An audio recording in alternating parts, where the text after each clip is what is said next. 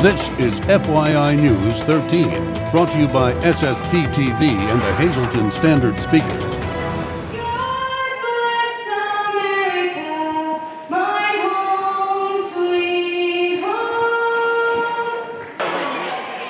We will show how our area remembered the events of September 11, 2001 on this Patriot Day in a few minutes here on FYI. I'm Ken Kara, and thanks for joining us. But first, we begin with headlines. A man was stabbed to death early this morning in Hazleton, and police are searching for 2 suspects. According to our media partner, the Standard Speaker, just before 6 a.m., 2 men reportedly entered the home at 615 Cleveland Street where the victim was staying. There was an argument, and the man, who was said to be in his 20s, was stabbed. He was pronounced dead at 7 a.m. The victim's name has not been released pending notification of family. When FYI was on the scene, Hazleton firefighters hoisted a ladder to the second-floor window to help a 2-year-old and 14-year-old so that they would not see the crime scene. Police are looking for 2 men. They were expected to get a search warrant for the home today. Police Chief Frank DeAndrea told the Standard Speaker that this was not a random act. He also said that there was some twist to this crime, and he asks anyone with information to call police at 570-459-4940 or dial 911. And for the latest on the investigation, check out our media partner, the Hazleton Standard Speaker, at standardspeaker.com, their Facebook page, or sign up for text alerts to your cell phone. We will also post any new developments to our Facebook page, facebook.com/FYI News 13. Meanwhile, a search is underway for 2 men who robbed a Tresco superfood store in Tresco just before 8 p.m. last night. One person in the store was reportedly pistol whipped and had to be transported to the hospital. There is no word on the name or condition of the victim. State police are investigating, and we will have more information as it becomes available. Well, today marks 13 years since the horrific attacks on September 11, 2001 in the United States. Many communities, school, and organizations are remembering those who lost their lives in the attacks. At Freeland Elementary Middle School, 2 programs were held. In the gym, middle school students had an assembly featuring this tribute of light, plus music, poetry, and artwork. Students were also given time to write and talk about tolerance and diversity as they apply to the 9/11 attacks.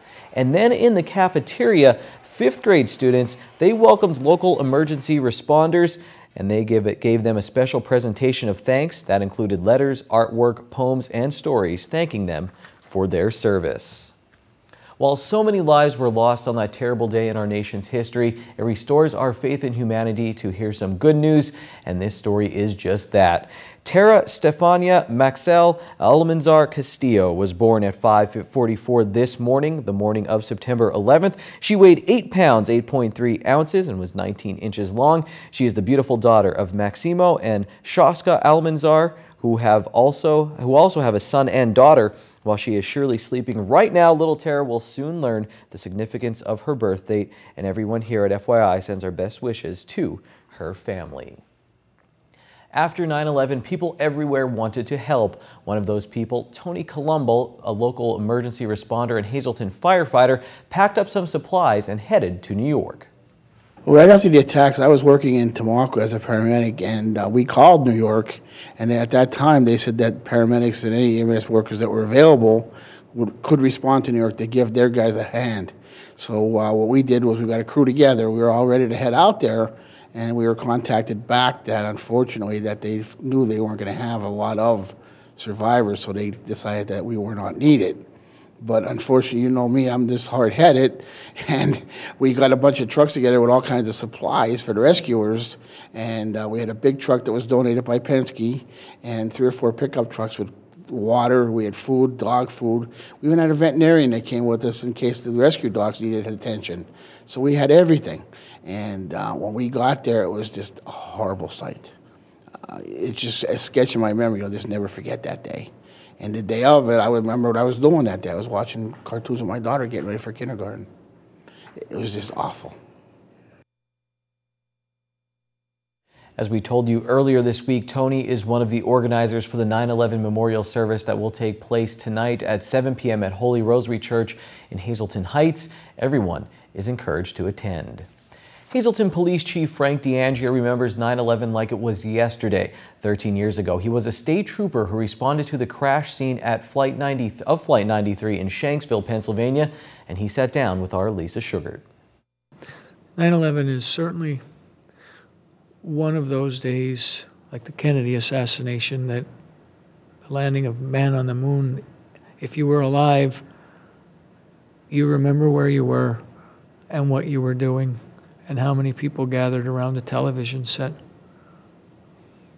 I was probably blessed and cursed to have been a Pennsylvania state trooper. And at the time, the state police were setting up mobile computers. They didn't have them statewide yet in their police cars. I was assigned to that project. And when the planes hit the World Trade Center, and then we learned of Flight 93 crashing in Shanksville, Pennsylvania, every police officer that I know wanted to be there and do something to help. I was fortunate to have the idea to take the only 10 mobile computers in existence in the Commonwealth of Pennsylvania for the state police, and we drove them out to the Flight 93 crash site, and we set up a perimeter using the mobile computers by placing them in battery packs in the patrol cars, because there were thousands upon thousands of people from the American public. I remember a pickup truck from Texas with a husband, a wife, a father and a mother and 2 children, and they had driven all night, and they just needed to come and see the site, and then they turned to go home. But because of the intelligence gathering, the state police were inundated with having to run every registration plate and check every person that came anywhere near this terrorist act. And so we set up the mobile computers for the first time, and we used them in Shanksville. And that's how I ended up driving across the state and working the Flight 93 crash, and then being invited back for President Bush's 1-year anniversary ceremony. I've become personal friends with many of the family members of the people who died and gave their life that day on that. To this day, I still receive a Christmas ornament from the Peterson family. Campbell and Peyton lost their grandparents. Hamilton lost his mother and father. And I became friends with them. And as a thank you for me taking time and trying to make it a memorable day, a memorable day in a pleasant way for those children, the mother, Julia, sends me a Christmas ornament every year. She happens to be an attorney that works at the White House, and that is very touching to me. It keeps me grounded, it keeps me tied to that, but I will never forget that day. I tell the story to my kids. We cherish those Christmas ornaments. They stay out year-round in our break front, in a place of honor to be displayed. I can only hope, as things are currently unfolding with ISIS, Al-Qaeda, Congressman Barletta's new legislation, refugee centers, that the United States will remember 9/11 and what occurred. Because if you don't remember and understand history, it repeats itself. And I could only hope that no one will ever have to live through another 9/11 again. Special thanks to Chief DeAndrea for sharing his very emotional story. Still to come on FYI, we'll preview a very special Sam Lassant show all about the revitalization of downtown Hazleton. And in sports, the Monoy area golf team is taking a swing at a Schuylkill League Division title. We'll talk with some of the team.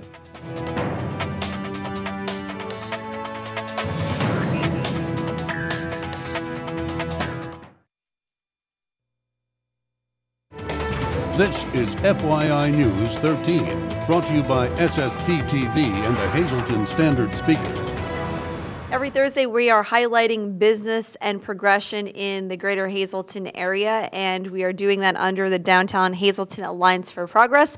We have the executive director with us, and that is Krista Schneider. So thanks for being with us. Thanks for having me. There is an event that happens that is gaining momentum called Second Fridays, and it's open to anyone within any community. Yes, we're hoping that this next Second Friday of September is even better attended than the last one, which was actually quite well attended. So we're hopeful that it continues to grow. The event is rain or shine. Yeah, so be prepared if it's nice out or if it's raining, it's still going to be going on. What are some of the events happening for Second Friday? Right. Well, for September, it's a little bit different this time because we're actually going to be featuring an art project that we've been promoting over the last 2 months, which is called the Open Door Project, and I know you've covered it on the station. But the idea is that all the doors that people have been painting and working on and collecting are going to be on exhibit throughout the downtown, throughout participating businesses. So they'll be located. We'll have a map. Actually, the map will be published on our website, as well as people can pick it up at the events on Broad Street. And they could walk around. It's a self-guided thing. They could go visit or view each of the doors, vote on them, which ones they like the best, and learn a little bit about the artists, too. We're really excited. We have a door that's involved in the project, and one of my friends, who you happen to know, Apache, is helping us out with designing it, so we're happy about that. What else is going on for Second Friday? So we're having a special night farmers market.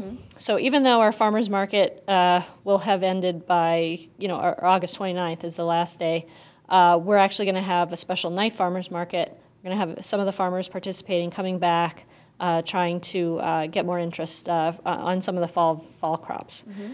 So we're also going to have, in addition to that, we're going to have the Art League is going to be open. They're having art on display. There's going to be a wine tasting downtown. We're excited about that. There's going to be live music by a band called Just Us, which is going to take place right across from the Chamber of Commerce in our little park that we built, and so that'll be going on. We're also having Core Fitness is coming back, and they're doing a free 2 sessions of free community Zumba.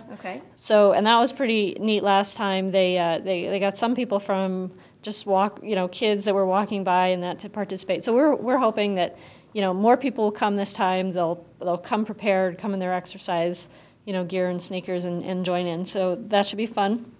There's also another business that's just relocated to that block, Drama in Motion. So they moved a block down, and they're sponsoring actually a free activity for children. It's a musical theater class. So they'll be doing that. There's also a home football game that evening, which is, I think, Delaware Valley. The high school is playing Delaware Valley, so we're hoping to get a lot of people downtown. A lot of the participating restaurants are going to have dinner specials. The Pines is going to be open. They're actually going to have a special happy hour promotion. So we're hoping, all that will generate a lot of interest and activity. We're going to have the Despicable Me 2 is going to be the movie at the Markle. And that's open, to everyone and certainly for kids. So it's, a lot of businesses. We're hopeful that we'll get even more businesses to participate and offer other special promotions. It's happening Second Friday of September 12th. It starts at 4 o'clock. There will be something to do along downtown Hazleton, right on Broad Street. And like I said, thank you to Krista and the Downtown Hazleton Alliance for Progress group for putting this together. We will be highlighting different businesses throughout the area here on FYI each and every Thursday. Now, speaking of downtown Hazleton, don't miss an important Sam Lassand show that focuses on the revitalization of downtown Hazleton. When you look at downtowns throughout the state of Pennsylvania and the cities, there's always a concern. The concern is, will they ever become the way they were? The answer is no. But will they grow? And Hazleton has done that. We have a major investment in Hazleton. The entire community, all the people who live in Hazleton, should be concerned with downtown. It's a tax base for them, but it's bringing a lot of people in. When you bring a lot of people in, it helps everybody. This special episode of the Sam Lasan Show premieres on Friday at 1:30 p.m. on SSPTV. You can also catch it at 4 and 8 p.m. on Friday evening right here on Channel 13. Time now for FYI News 13 weather. Flags were at half-mast all over the state today for Patriot Day. This is in front of the Hazelton Area High School. And here's your weather forecast from the National Weather Service. Tonight, scattered showers, 30% chance before 9 p.m. and then mostly cloudy with a low of 49. For Friday, it's a sunny day. The high will be 63 degrees at night. For football, partly cloudy, the low 53. On Saturday, 60% chance of showers before 1 p.m. The high will be 65 degrees. At night on Saturday, the low will be 44, 30% chance of showers. Sunday looks nice, mostly sunny, high of 64. It'll be a clear night with a low of 44. Chilly night. Monday is a mostly sunny day. The high is 66. And Monday night, small chance of showers around our area. The low will be 52.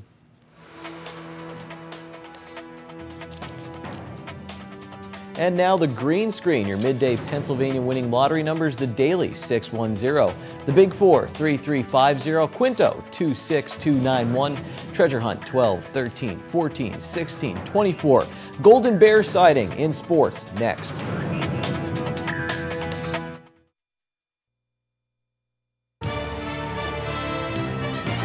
This is FYI News 13 Sports.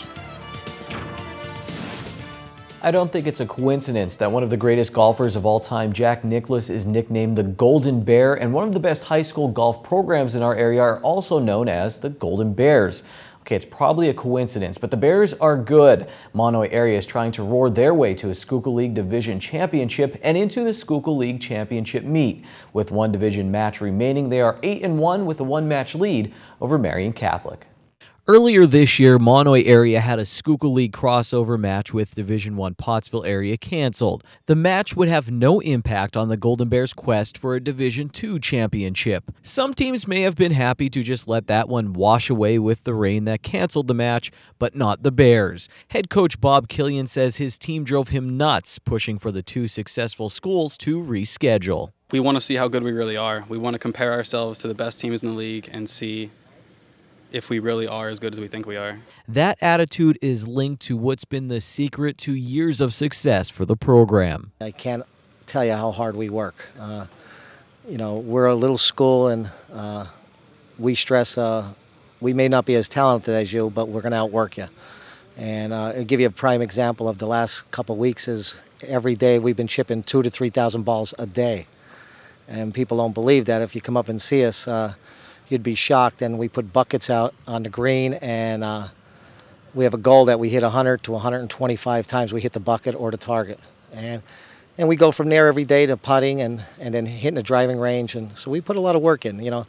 Everybody looks at golf and say, hey, you don't have to do too much work, but we believe in a different philosophy. And that's why I think this program has been so successful over the years. Senior Colin Casserly is proof that the system works. I've been averaging probably like high 90s, and now I'm averaging high 70s, low 80s. What was one area game that really improved over the years? Chipping and putting. Now the Golden Bears are chasing an overall Schuylkill League championship. Regardless of where they finish, they've all left their own nice divots on Monoy area's program, and vice versa. What have you learned from Coach? What have you kind of taken away? You said he kind of brought you in personally. I mean, if you had to talk about the guy, what are you going to take away from the program, you hope? I'll say, what haven't I learned? I mean, over the years, I've just learned everything. He's just such a good guy. How big of a part of your life is golf now? I'd say golf is my life, pretty much. How big was it before Coach pulled you onto the team? Not at all? Not at all. Not at all. That was a life-changing experience. Yeah. The Bears will now have to deal with a little bit of adversity. They lost their first match of the year to Marion on Wednesday, and that's where we start tonight's FYI Standard Speaker scoreboard. Colin Casserly did have the low score of the day of an 87, but Marion picks up the victory to put pressure on Monoy to win their final match against Weatherly to wrap up the division. Mike Ladoff led Marion with a 92, and we talked with some of the Cougars earlier this week. While Hazelton area, they beat Wyoming area at home in golf. Also in the Schuylkill League, North Schuylkill, they beat Jim Thorpe, and Tamaqua topped Lehighton. In girls soccer, Tamaqua dropped a pair this week. They lost to Hazleton Area, and Abby Sachs scored for Hazleton Area 10 seconds into the match. That's cray. And in boys soccer, MMI beat Berwick 3-1. Nick Vilolv had a goal and an assist for the Preppers. MMI on fire on the scoreboard. They also won in girls tennis, sweeping their way past Tunkhannock. And in girls volleyball, the Lady Preppers knocked off Coughlin. Monterey Area, they blanked Weatherly. And we're going to close with some cross-country results. The Lady Cougars beat Berwick and Northwest. They get the sweep. The Lady Preppers, they were swept as they fall to Berwick and Northwest. And in the Schuylkill League, Shenandoah Valley was swept by Pottsville and Blue Mountain. In boys cross-country, Hazleton Area earned a split. Shenandoah Valley, they actually, in the Scarlet stay in the Wyoming Valley Conference. MMI, they get a split. They beat Northwest and fall to Berwick. Finally, in the Schuylkill League, Shenandoah Valley, they were swept by Pottsville and Blue Mountain. As always, to find complete details from all this action on the scoreboard, pick up Thursday's standard speaker. And there's going to be a big SSPTV sports announcement coming this weekend on FYI weekend, so please watch. Thursday is $1 burger night at Bottlenecks. Get a juicy 4th pound burger for only $1 all night long. Good evening, everyone, and here's tonight's Talk of the Town report. First tonight, the Higgins Valley Arts and Crafts Fair is celebrating its 25th anniversary. Saturday, September 20th, from 9 a.m. to 3 p.m. Come to the country to enjoy 200 selected craftsmen displaying their finest work.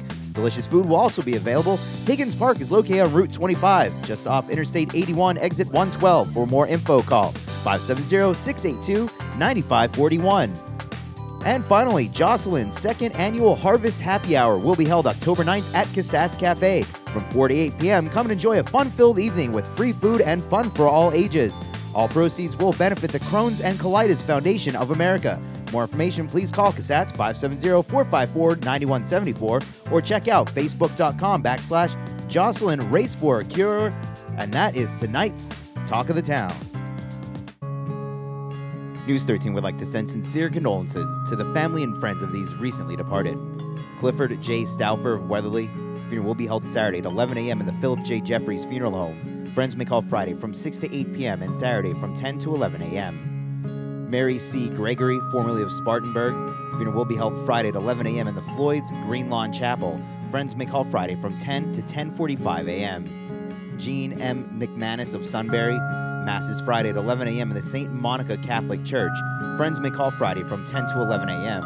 Arrangements are by the David T. Zwire Funeral Home and David B. Satterfield of Hazleton. Funeral is Friday at 11 a.m. in the Christ Lutheran Church. Friends may call Friday from 9 to 11 a.m. The Rosenstock Funeral Home is in charge of arrangements.